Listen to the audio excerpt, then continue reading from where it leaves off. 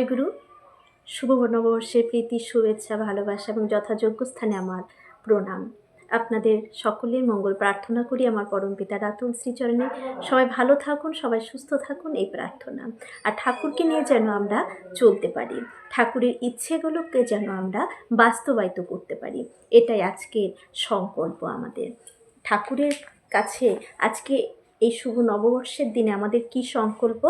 ওগো প্রেমময়, আমি যেন তোমার মনের মতো হয়ে উঠতে পারি, এটাই যেন আমাদের পরম দয়ালের কাছে আজকে সংকল্প থাকে, যে আমরা যেন তার আশীর্বাদ লাভ করতে পারি। তার কর্মের মধ্য দিয়ে যেন আমরা তার আশীর্বাদ পাবো। কীভাবে?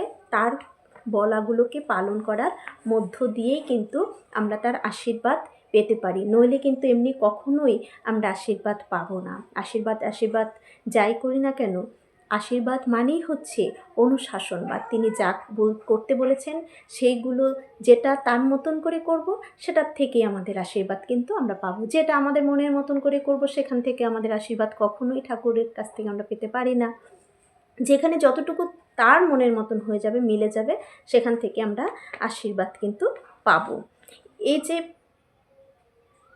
এই করার মধ্য দিয়ে আমাদের বন্ধ দরজা খুলবে। ঠাকুর কি বললেন? শেষ পর্যন্ত জয়ী হবই আমরা। আসুন এই আজকের এই শুভ দিনে এই তুকটা আমরা জেনে নিই। ঠাকুর বললেন, দ্বন্দ্ব বাধা বিঘ্ন দলি, দক্ষ কুশল তড়িৎ রাগে, গুরুর আদেশ পালন যেথায়, সেথাই তো সিদ্ধি জাগে।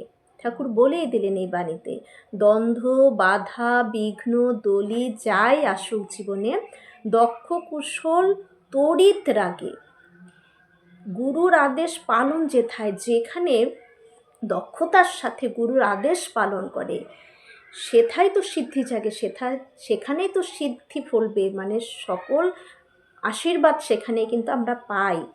সিদ্ধি লাভ করার এই পথ, সিদ্ধি যে লাভ করব আমরা, জীবনের সফলতা যে পাবো, তার পথ হচ্ছে এটাই। সব বাধাকে বাধ্য করে আগাও। যত জীবনে বাধা আসুক, সব বাধাকে বাধ্য করে আগাও। ভয় পেও না। ঠাকুর যদি হৃদয়ে থাকেন, ভয় পাওয়ার কি আছে? কোনো কিছুতে ভয় পেতে না করলেন। আচার্যদেব বলেছেন, যদি ভয় মনে থাকে, দুর্বলতা থাকে, ভয় থাকলে তো আমরা ধর্মের পথে ঢুকতেই পারলাম না, সঠিক কাজ করতেই পারবো না। আমার সন্তান অসুস্থ হয়েছে, আমি যদি কান্নাকাটি করি, তাকে ডাক্তার না দেখাই, বা এরকম অনেক নিবেদন যায় আচার্যদেবের কাছে, যে ডাক্তার বলেছেন বা অমুক জ্যোতিষী বলেছেন আমার ছেলে বেশি দিন বাঁচবে না, আমার সন্তান বেশি দিন বাঁচবে না, কি করা যায়? কান্নাকাটি করে মায়েরা গিয়ে, তখন আচার্যদেব শুধু একটা কথাই বলেন, যে যুদ্ধে নামার আগেই যদি কান্নাকাটি করো, ভেঙে পড়ো, তাহলে যুদ্ধটা করবে কিভাবে? যুদ্ধ করার জন্য তো মনে শক্তির প্রয়োজন আছে, বুদ্ধির প্রয়োজন আছে, সেগুলোকে লাগাও, কাজে লাগবা। সেগুলো লাগিয়ে যখন আমরা নামবো, সেটাই কিন্তু ঠাকুরের পথে নামা, সঠিক পথে নামা। তাই ভয় পেও না। যদি বিশ্বাস থাকে যে আমার মাথায় তো আমার ঠাকুর আছেন, আমার যা করার আমি করছি, তিনি তার করার করবেন। কারণ দেখুন, জন্ম মৃত্যু সব ঠাকুরের হাতে। আমার ইচ্ছে কি আমি বাঁচতে পারবো? কখনোই না। তিনি চাইলেই তো নিতে পারে। তাহলে তার ইচ্ছার উপরে ছেড়ে, ঠাকুর তো বলেছেই যে ভাবছো বসে চলবে কি সে, ভাববার তুমি কে? ভাববার যিনি ভাবছেন তিনি, তুমি ভাবো তাকে। আমাদের শুধু পরম দয়ালকে ভাবতে হবে, তাকে ভাববো। তিনি যেভাবে আমাদের চলতে বলেছেন জীবন পথে, সব সমস্যার মধ্যে কীভাবে চলতে হয় আচার্যদেব বারবার বলছেন, সেইভাবে আমরা শুধু চলে যাব। দেখব ঠাকুর মাথায় আছেন, তিনি আমাদের সব কিছু থেকে কিন্তু সব বাধা থেকে তিনি আমাদের উতরাবেনই। একবারে যদি না পারি, বারবার চেষ্টা করব। একবার পারছি না, না পারতেই পারি, একবার একটা কাজ আমাদের নাও হতে পারে, কিন্তু বারবার চেষ্টা করার মধ্য দিয়েই তো আমাদের হয়ে যাবে। যখন প্রথম লেখা শিখি আমরা কি একবারেই সব লিখতে পারি না।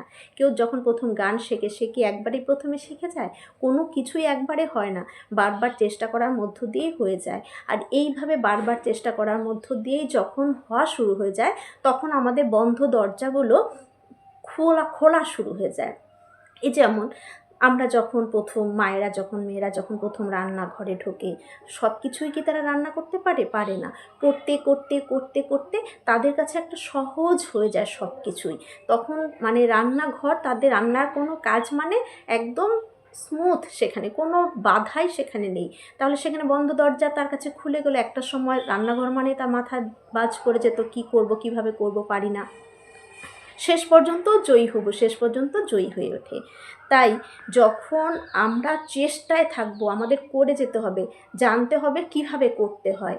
তাই আচার্যদেব বলেছেন যে দুটো পথ, একটা হচ্ছে প্রবৃত্তিমূলক পথ, আরেকটা হচ্ছে আমার বিবেক দিয়ে ভেবে সঠিক কোনটা ঠাকুর করতে বলেছেন সেইভাবে যখন আমরা করব, সেই করার মধ্য দিয়ে আমাদের সব করার চেষ্টা, একবার পাচ্ছে না, দুবার তিনবার করতেই থাকবো। করতে করতে আমাদের বন্ধ দরজাগুলো খুলে যাবে, আমরা জয়ী হবই, শেষে গিয়ে আমরা কিন্তু জয়ী হবই আমরা। জীব জগৎকে উদ্ধার করতে তিনি এসেছেন। যে তার শরণ নেবে, তাকে নিয়ে চলবে, সেই পাবে উদ্ধার। শুধু নাম, সেই মহাশক্তির নামেই উদ্ধার। নাম আর নামই অভেদ, নামের মধ্যেই তিনি বিরাজমান। ঠাকুরকে কোথায় বিরাজমান? ঠাকুর রয়েছেন ওই নামের মধ্যেই। আমরা নাম করে যাব, আর ওই নামের মধ্যেই তিনি বিরাজ করবেন, তিনি জাগ্রত থাকবেন। তাই শুধু নাম আর নাম করে যেতে হবে। নাম করো আর মনন করো, ইষ্টের যত গুণাবলী ভাবে কাজে মক্স করো, জ্ঞানে গুণে হবে বলি। পরম ইষ্ট তিনি, আমার তোমার সকলের। তার স্মরণে মননে অনুশাসনবাদ পালনেই তো সকলের উদ্ধার পাবে। প্রবৃত্তি কেন্দ্রিকতা থেকে মুক্ত হবে। মুক্তি তো তাই, তাকে ভালোবাসা, মন প্রাণ দিয়ে ভালোবাসা।